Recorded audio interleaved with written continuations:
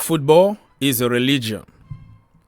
Football means everything to certain people, to certain countries.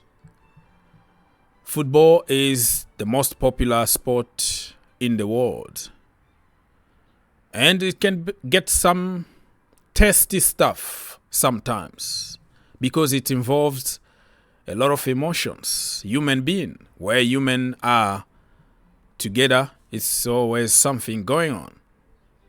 You have fans fighting against each other, fans fighting other group of fans, ultras, all kind of problems happening in football.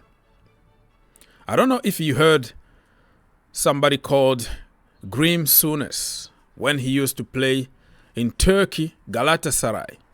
And Galatasaray won the title, and he took the flag, the Galatasaray flag, and planted it in the middle of the field for celebration in the opposition ground.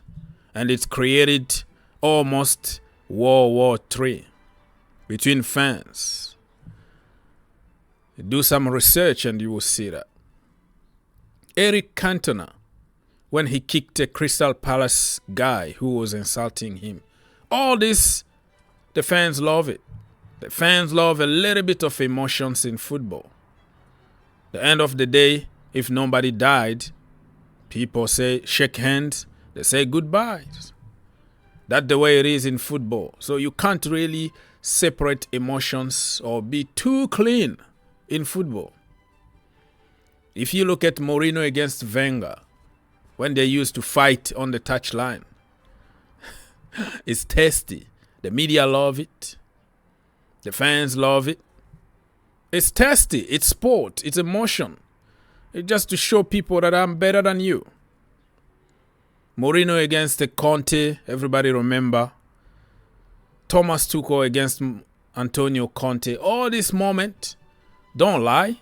Don't come here and pretend as if you never loved anything that has to do with physicality in football. We love it. Don't pretend. Some people will say, oh, this is not a good example for the kid. But listen, sometimes you can't really control human emotions.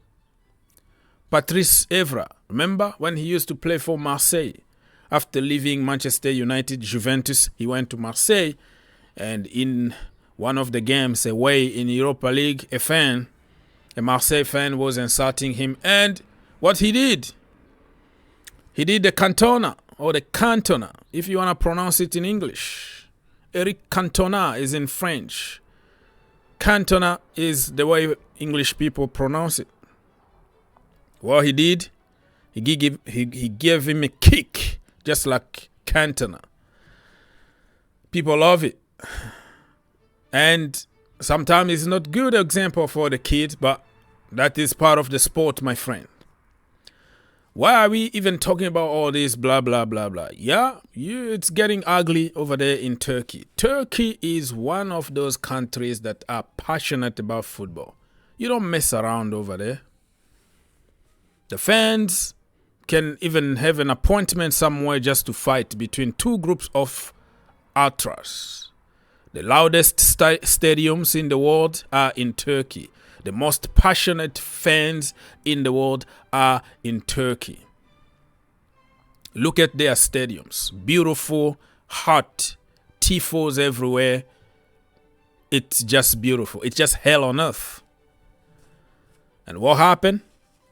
Let me read you this. So I hope the Google Translate is not going to betray me here. In the Turkish league, a little while ago, Fenerbahce club defeat Trabzonspor. I'm sure that I'm destroying their names here, but you know the clubs that I'm talking about, okay? So they defeated them away at their own stadium, right? So Fenerbahce won the game against Trabzonspor. It was a 3-2 at the end. And a goal was scored in the last minute. How sweet it is to score a winner at the last minute in the opposition stadium. just like Tottenham Hotspur scoring the last minute in added time at the Emirates Stadium against Arsenal. How sweet that is going to be. People are going to go wild. So what happened? While Fenerbahce players were celebrating the victory, a number of Trabzonspor fans came down and attacked the players. The players tried to stay, but the number was too large. You can't fight with the crowd. You can't. How can you fight the crowd? You are 11 players or 20 players or 25 players. They're going to just kick you, right? So I hope this image here is not copyrighted, just to show you what really happened. So they were celebrating and dancing, and then all of a sudden 1, 2, 3, 4 people came down and start attacking them. And then the players had to defend themselves. In that case, what would you do, my friend?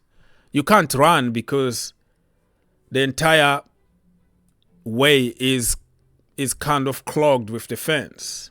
So you see here, this is how it started. They started celebrating, and all of a sudden the fans start coming one by one, and it was a big crowd and start attacking them, and the players had to defend themselves. See? 1, 2. So I am going to try to pause this a little bit so I don't get copyrighted. But you see how many fans started coming, and it was a big fight. So who started? Not the players. It's the fans coming to attack players. And for auto defense, I think the players had all the right in the world to try to protect themselves. You see here? Bam! Look at Michy Batshuayi there. You know that guy? Bam! He turned to Jackie Chan. Jackie Chan is the guy that you see there on the pitch. Michy Batshuayi, ex-Chelsea player. He was like, you know what? You want to fight? I'm going to show you that I am a Jackie Chan brother. Look at that. Bam! That is like a bicycle kick or whatever they call it in karate.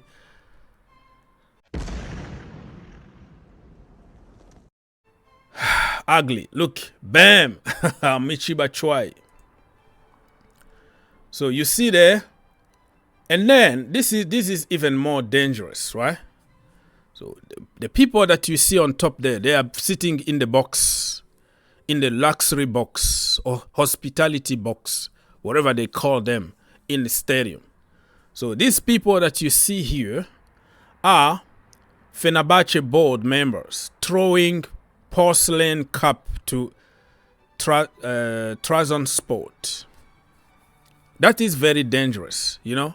You don't do that. You're going to hurt people. So I'm just reading what I'm seeing. I can't confirm. I don't know those people. But this is what some sources are telling us. Look at them throwing cups, very heavy cups that could even kill a kid or something. You don't do those kind of stuff. So it got really ugly. It got physical. Okay, so look at this. This is just like unprovoked. Well, not unprovoked. Look at the player. Bam!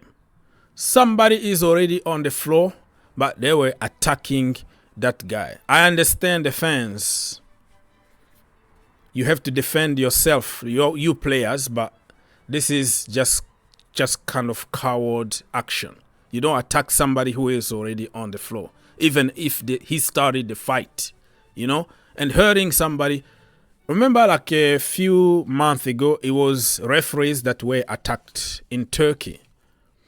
The president of the club, the fans, everybody, the board members, everybody came into the stadium. They protested against the referee. They say it was injustice. And then they just beat him up. You know, like physically they were stepping on him. He ended up in the hospital. Some of the pictures that I will put on the screen, you will see him in the hospital. Even the president of Turkey called him to encourage him, and I think some people got suspended, got fined heavily for doing that. So Turkey, they have to be careful. They have to, they have to do anything possible to try to avoid this kind of situations. Otherwise, football is going to be suspended over there. Otherwise, they're going to be like English clubs who were suspended for 5 years. They don't play in Europe, and that is going to damage their football and their image. I know it's not all the fans are doing things like this, but look at that. Look at that. Not everybody, but a small portion of people, they always start causing trouble. So it was all swinging, all gun blazing. Some people were flying all over the pitch. I can't really stop the image, as you can tell, because of the copyright situation.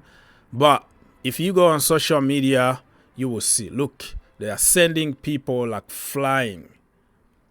So who is right and who is wrong? Do you think that the players were supposed just to sit back and get the beating from the fans and not say anything? Because they were going to be killed. If you don't move, if you don't try to protect yourself in such a condition, you want to be a good guy, you're going to get killed. And Michy Batshuayi, I think because the image is on 4K, it's trending on social media now. He's going to be fined. He might be suspended. But logically, my friend, they were just defending themselves. Peace.